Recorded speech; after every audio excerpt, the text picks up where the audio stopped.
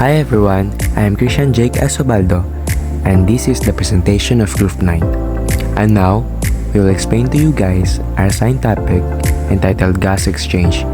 First of all, we would like you to know what is gas exchange, and that will be explained by our group member, which is Mikayot Lang.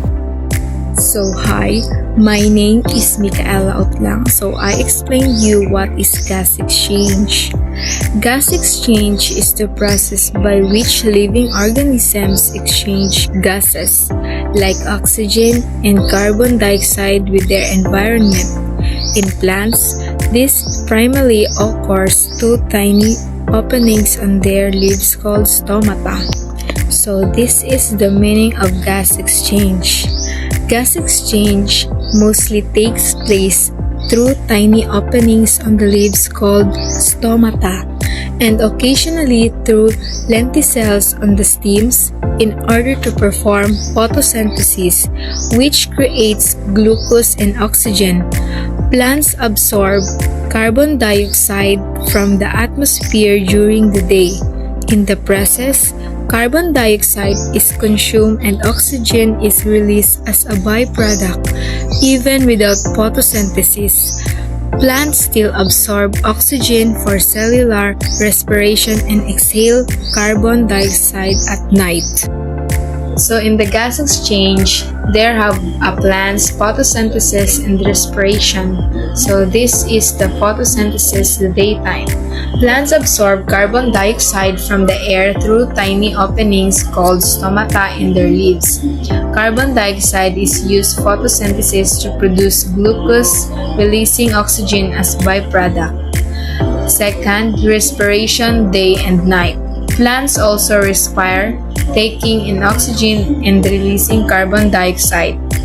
During the day, photosynthesis typically produces more oxygen than plants consume, so they releasing excess oxygen into the air. Third, stomatal regulation. Stomata opening and close to regulate gas exchange, balancing water loss and gas intake. Leaves in exchange are the primary organs of plants that are specialized for photosynthesis. They are usually flat and green, which allows them to capture sunlight efficiently. Leaves are attached to the stem of a plant and have several important structures. So in the leaves in exchange, there have two things if where did this come from. First, which are normally on the underside of the leaf, called stomata. Second, from these spaces, they will diffuse into the cells that require them, so that leaves in exchange, the gases diffuse into the intercellular spaces of the leaf through pores. In gas exchange, there have a stomata. Stomata are small openings or pores found on the surface of plants, leaves, stems, and other plant organs. They play a crucial role in the process of gas exchange. Stomata is the tiny pores surrounded by guard cells. First, allow control of gas exchange. Second, allow control of water loss by evaporation, and guard cells control the opening of the stomatal pores by manipulating water potential. So there have a summary. Leaves are specialized exchange surfaces of plants. First, the amount of gas that is exchanged with the environment depends on respiration of photosynthesis. Second, large surface area of the leaf aids exchange. Third, stomata control gas exchange and minimize water loss. Let's proceed to the gas exchange for animals. The process of gas exchange in animals involves the uptake of oxygen, O2, from the environment and the release of carbon dioxide, CO2, a waste product of cellular respiration. It occurs across a respiratory surface such as lungs, gills, skin, or trachea depending on the animal. Examples of terrestrial animals are mammals, reptiles, birds that inhale air into respiratory organs like lungs, aquatic animals like fishes that water containing dissolved oxygen over gills. This process maintains a fresh supply of oxygen and removes accumulated CO2 from the respiratory surface. Diffusion across the respiratory surface. The respiratory surface examples alveoli in lungs, gel filaments, or skin is thin, moist, and highly vascularized. Oxygen diffuses from the area of higher concentration in the air or water into the blood or body fluids. Carbon dioxide diffuses from the blood, higher concentration, to the outside environment, lower concentration. Overall, diffusion across the respiratory system is a passive, essential process that ensures animals can efficiently obtain oxygen and expel carbon dioxide, supporting cellular respiration and metabolism. The efficiency of diffusion is influenced by several factors: concentration gradient, surface area, thin membranes, and moisture. And now, I'm Aeromator Mon will explain to you the adaptation of gas exchange of these two different species of animals. Fish have specialized adaptations for gas exchange in water, where oxygen is less abundant. Key adaptations include gills, main organs for gas exchange, with filaments and lamellae that provides a large surface area. Counter-current flow. Water flows in the opposite directions to blood, maintaining a concentration gradient for efficient gas exchange. Large surface area.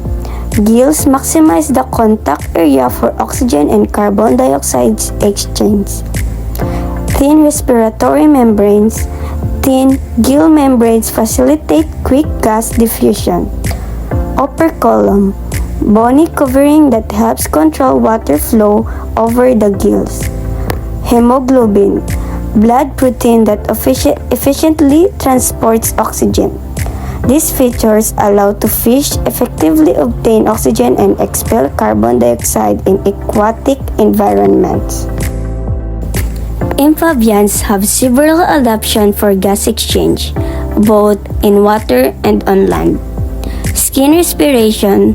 Moist vascularized skin allows gas exchange, especially in aquatic environments or when inactive. Lungs. Amphibians have lungs for air breathing on land, using a simple positive pressure system.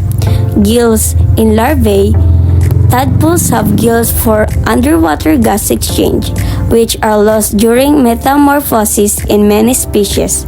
Dual respiratory systems. Amphibians use both lungs and skin for gas exchange, depending on environmental conditions. Environmental adaptations. In dry conditions, some amphibians rely more on skin respiration or enter dormancy. These adaptations enable amphibians to survive in diverse habitats. Amphibians have several adaptations for gas exchange, both in water and on land. Skin respiration. Moist vascularized skin allows gas exchange, especially in aquatic environments or when inactive. Lungs. Amphibians have lungs for air breathing on land, using a simple positive pressure system. Gills. In larvae, tadpoles have gills for underwater gas exchange, which are lost during metamorphosis in many species. Dual respiratory systems. Amphibians use both lungs and skin for gas exchange, depending on environmental conditions. Environmental adaptations. In dry conditions, some amphibians rely more on skin respiration or enter dormancy. These adaptations enable amphibians to survive in diverse habitats. In summary, gas exchange is essential for animals to obtain oxygen for cellular respiration and expel carbon dioxide. Aquatic animals like fish use gills with countercurrent exchange, where water flows opposite the blood, maximizing oxygen absorption from water. This system allows efficient gas transfer despite low oxygen levels in water. Terrestrial animals, including mammals and birds, rely on lungs for gas exchange.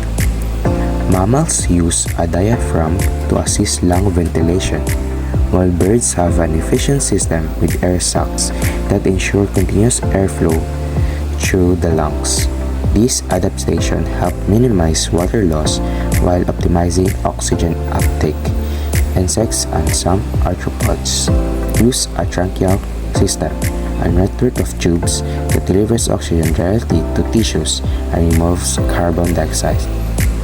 This system bypasses the circular system, allowing for efficient gas exchange in smaller animals.